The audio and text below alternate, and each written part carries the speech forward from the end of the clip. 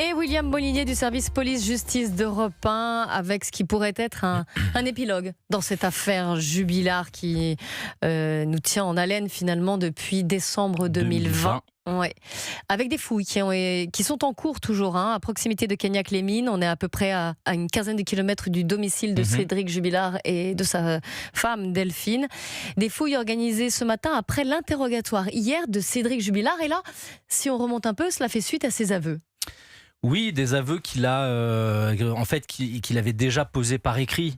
Dans un courrier qui avait été adressé à la justice. Derrière, vous vous en souvenez, il y avait une conférence de presse de ses avocats. Et hier, il a été entendu par la justice et il a réitéré ses aveux. Et surtout, il a dit qu'il était prêt à collaborer, en tout cas à flécher et indiquer aux enquêteurs où il avait enterré le corps de Delphine Jubilard. Et donc ce matin, il a été extrait de sa cellule de prison, emmené sur ce site, et donc il est présent depuis ce matin sur ces fouilles. Il guide les enquêteurs, il les oriente, et on l'a appris en milieu de matinée. Des ossements donc ont été retrouvés sur ces indications, ossements probablement humain, en tout cas. Mais pour l'instant, on ne sait pas encore. En fait. On ne sait pas encore formellement. Il va falloir que ces ossements soient envoyés à Pontoise, à l'IRCGN, l'Institut de recherche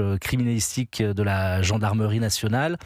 Les experts de Pontoise qui ont une spécificité, en tout cas une discipline propre à eux, discipline très pointue, qui s'appelle l'archéologie forensique, qui est un mélange à la fois d'archéologie, mais aussi de criminalistique pour justement exhumer et faire parler les ossements qui auraient été détériorés par le temps ou par les intempéries. Oui, il faut savoir on le rappelle, elle a disparu dans une nuit de mi-décembre 2020. Donc on arrive à 5 ans et demi, bientôt 6. Évidemment, il y a voilà, toutes les intempéries qui passent dessus.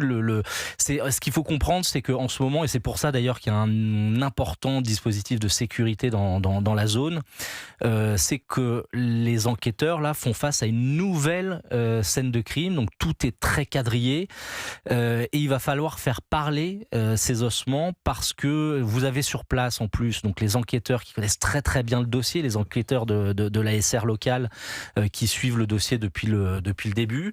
Vous avez aussi donc les experts gendarmes de Pontoise, vous avez les juges d'instruction donc qui ont eu aussi eux qui ont été amenés à interroger Cédric Jubilard, et donc il va falloir figer cette scène, retirer méticuleusement, prélever méticuleusement tous les ossements, sans oublier certains fragments.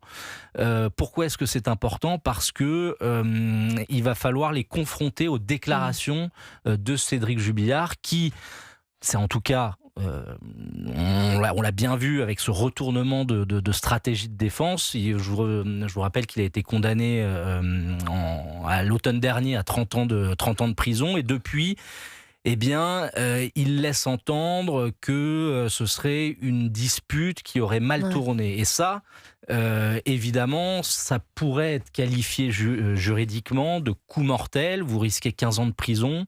C'est la moitié de ce pourquoi il a été condamné. Donc, on voit bien qu'il y a une stratégie de Cédric Jubilard d'atténuation de la peine, de sa responsabilité. Et évidemment, il va falloir que les enquêteurs, les experts corroborent ou infirment ces déclarations-là. Il y a un procès en appel qui était prévu en septembre. Oui, à partir du 21 septembre. Voilà, ça veut dire que c'est des délais très courts. Est-ce qu'il va être repoussé en fonction de ces dernières découvertes ? C'est la grande interrogation. Pour l'instant, évidemment, c'est encore trop tôt pour le dire. En tout cas, c'est maintenu.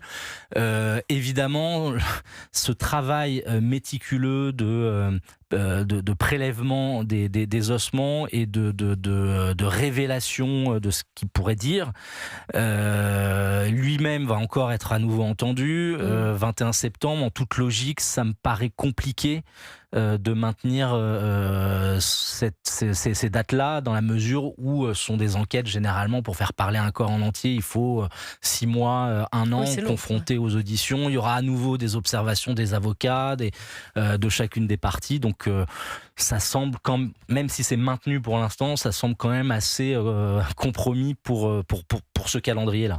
Merci beaucoup en tout cas William Molinier d'être venu nous apporter votre expertise sur ce rebondissement donc dans l'affaire Jubilard, avec ces ossements qui ont été retrouvés ce matin à Mayock, c'est à une quinzaine de kilomètres de Cagnac.